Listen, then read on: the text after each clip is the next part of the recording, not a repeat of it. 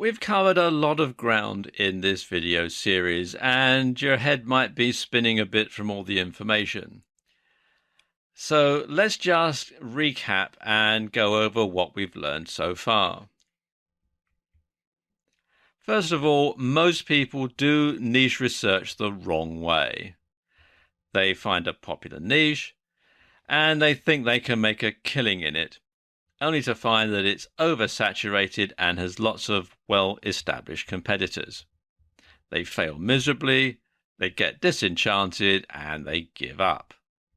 So to do niche research correctly, you need to develop the right mindset. A solution to any problem or need is a niche. So you need to look at the world through the eyes of a problem solver. In other words, you need to find a void and then fill it. That's as simple as it comes. So start with what you already know. And you know more than you think you do. And you have more experience than you think you have. And you can think about this. Think about the three broad niches that are out there, that most markets fall into. There's business, hobby, and personal life. And I'm sure you have experience in at least two of those three niches.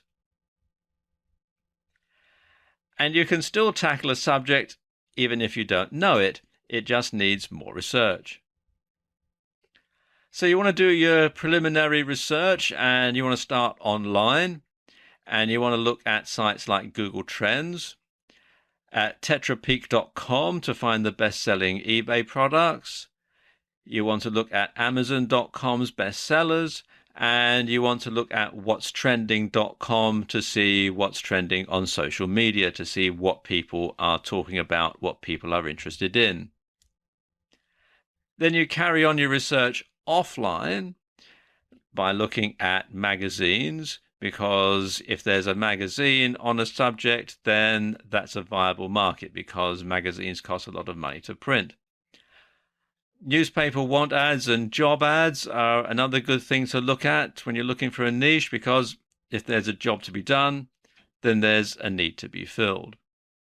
And you also want to look at TV shows and radio discussions, particularly home shopping channels, to see what products are popular, and radio talk programs to see what people are phoning in to talk about.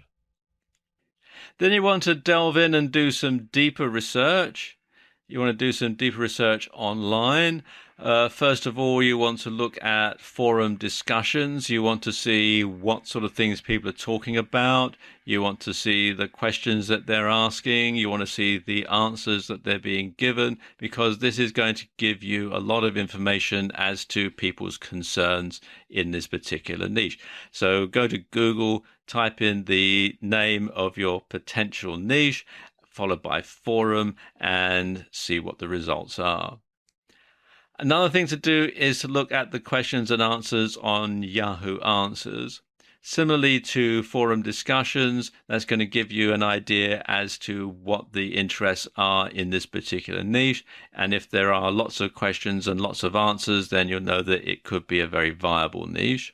And finally, you could carry out a survey. You could use Lime Survey or SurveyMonkey for this. Send out a solo ad to someone who has a mailing list in this niche, ask your question, and offer some sort of an incentive for people to complete the survey. Then you want to go offline.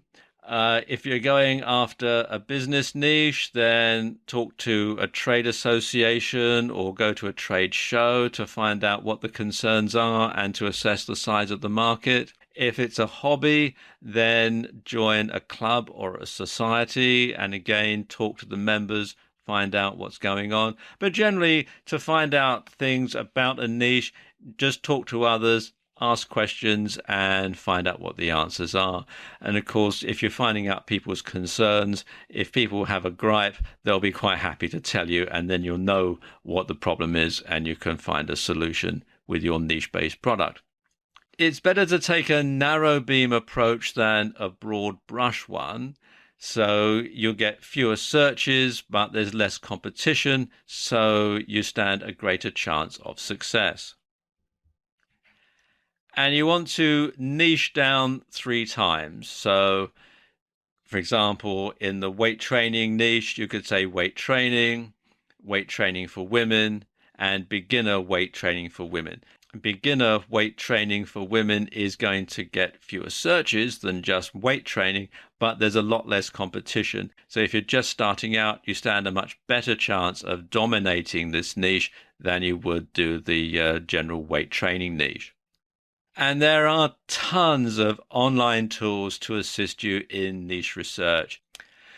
For affiliate products, you want to check out ClickBank, JVZoo, and Warrior Plus. They're the 3 main affiliate sites that are going to get you good results because they are good products by people who know what they're doing. And you can also find out how viable a niche is by checking out the number of different products that there are already being sold to it. And you can create your own niche products quickly and easily. You can repurpose PLR content. You can use public domain materials, or you can interview an expert, and you can do that either over the phone or in person.